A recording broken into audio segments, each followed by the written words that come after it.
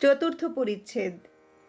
অজ্ঞান তিমিরান্ধস্য জ্ঞানাঞ্জনশলাকয়া চক্ষুরুন্মিলিতং যেন তস্मै শ্রী গুরবে নমঃ। মাস্টারকে তিরস্কার ও তাহার অহংকার চূর্ণকরণ। শ্রীরামকৃষ্ণ মাস্টারের প্রতি, তোমার কি বিবাহ হয়েছে? মাস্টার, আজ্ঞে হাঁ। শ্রীরামকৃষ্ণ শিহরিয়া, ওরে রামলাল, যাহ, বিয়ে করে ফেলেছে। মাস্টার ঘোরতর অপরাধীর ন্যায় অবাক হইয়া অবনত মস্তকে চুপ করিয়া বসিয়া রহিলেন। ভাবিতে লাগিলেন, বিয়ে করা কি এত দোষ? ঠাকুর আবার জিজ্ঞাসা করিলেন, তোমার কি ছেলে হয়েছে? মাস্টারের বুক ঢিপ ঢিপ করিতেছে। ভয়ে ভয়ে বলিলেন, আজ্ঞে ছেলে হয়েছে। ঠাকুর আবার আক্ষেপ করিয়া বলিতেছেন, যাহ, ছেলে হয়ে গেছে। তিরস্কৃত হইয়া তিনি স্তব্ধ হইয়া রহিলেন। তাহার অহংকার চূর্ণ হইতে লাগিল। কিয়ৎক্ষণ পরে ঠাকুর শ্রী রামকৃষ্ণ আবার কৃপাদৃষ্টি করিয়া সস্নেহে বলিতে লাগিলেন, দেখো, তোমার লক্ষণ ভালো ছিল। আমি কপাল, চোখ এসব দেখলে বুঝতে পারি। আচ্ছা, তোমার পরিবার কেমন? বিদ্যাশক্তি না অবিদ্যাশক্তি?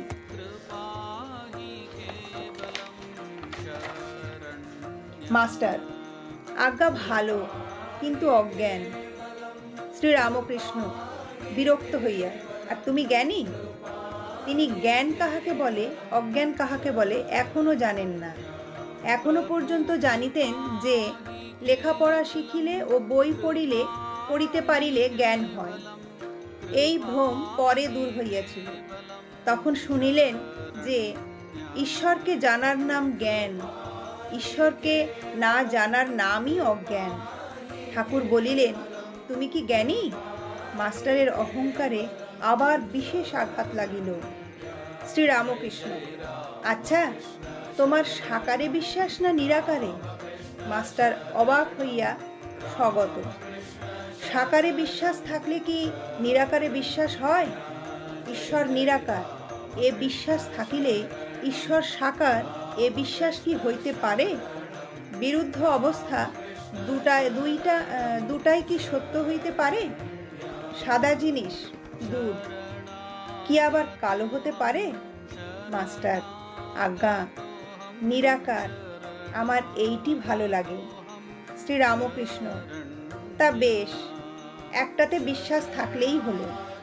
নিরাকারে বিশ্বাস, তা তো ভালোই, তবে এ বুদ্ধি করো না যে এইটি কেবল সত্য আর সব মিথ্যা। এইটি যেন যে নিরাকারও সত্য, আবার সাকারও সত্য। তোমার যেটি বিশ্বাস সেইটিই ধরে থাকবে। মাস্টার দুই সত্য এ কথা বারবার শুনিয়া অবাক হইয়া রহিলেন। এ কথা তো তাহার পুঁথিগত বিদ্যার মধ্যে নাই। তাহার অহংকার তৃতীয়বার চূর্ণ হইতে লাগিল, কিন্তু এখনো সম্পূর্ণ হয় নাই। তাই আবার একটু তর্ক করিতে অগ্রসর হইলেন। মাস্টার, আজ্ঞা, তিনি সাকার এ বিশ্বাস যেন হলো, কিন্তু মাটির প্রতিমা তিনি তো নন। শ্রীরামকৃষ্ণ, মাটি কেন গো? চিন্ময়ী প্রতিমা। মাস্টার চিন্ময়ী প্রতিমা বুঝিতে পারিলেন না। বলিলেন, আচ্ছা, যারা মাটির প্রতিমা পূজা করে তাদের তো বুঝিয়ে দেওয়া উচিত যে মাটির প্রতিমা ঈশ্বর নয়, আর প্রতিমার সম্মুখে ঈশ্বরকে উদ্দেশ্য করে পূজা করা উচিত। শ্রীরামকৃষ্ণ বিরক্ত হইয়া, তোমাদের কলকাতার লোকের ওই এক, কেবল লেকচার দেওয়া আর বুঝিয়ে দেওয়া। আপনাকে কে বোঝায় তার ঠিক নাই। তুমি বুঝাবার কে? যার জগৎ তিনি বুঝাবেন। যিনি এই জগৎ করেছেন, চন্দ্র, সূর্য, মানুষ, জীবজন্তু করেছেন। জীবজন্তুদের খাবার উপায় পালন করবার জন্য মা বাপ করেছেন, মা বাপের স্নেহ করেছেন, তিনিই বুঝাবেন। তিনি এত উপায় করেছেন, আর এ উপায় করবেন না? যদি বুঝাবার দরকার হয় তিনিই বুঝাবেন। তিনি তো অন্তর্যামী। যদি ওই মাটির প্রতিমা পূজা করাতে কিছু ভুল হয়ে থাকে, তিনি কি জানেন না তাকেই ডাকা হচ্ছে? তিনি ওই পূজাতেই সন্তুষ্ট হন। তোমার ওর জন্য মাথা ব্যথা কেন? তুমি নিজের যাতে জ্ঞান হয়, ভক্তি হয়, তার চেষ্টা করো। এইবার তাহার অহংকার বোধ হয় একেবারে চূর্ণ হইল। তিনি ভাবিতে লাগিলেন, ইনি যা বলেছেন তা তো ঠিক, আমার বুঝাতে যাওয়ার কি দরকার? আমি কি ঈশ্বরকে জেনেছি, না আমার তার উপর ভক্তি হয়েছে? আপনি শুতে স্থান পায় না, শঙ্করাকে ডাকে। জানি না, শুনি না, পরকে বুঝাতে যাওয়া বড়ই লজ্জার কথা ও হীন বুদ্ধির কাজ। এ কি অঙ্কশাস্ত্র, ইতিহাস না সাহিত্য যে পরকে বুঝাবো? এ যে ঈশ্বর তত্ত্ব। ইনি যা বলছেন মনে বেশ লাগছে। ঠাকুরের সহিত তাহার এই প্রথম ও শেষ তর্ক। শ্রীরামকৃষ্ণ, তুমি মাটির প্রতিমা পূজা বলছিলে। যদি মাটিরই হয়, সে পূজাতে প্রয়োজন আছে।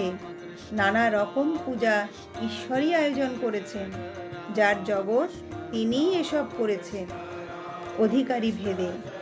যার যা পেটে সয়, মা সেইরূপ খাবার বন্দোবস্ত করেন। এক মার 5 ছেলে, বাড়িতে মাছ এসেছে। মা মাছের নানা রকম ব্যঞ্জন করেছেন, যার যা পেটে সয়।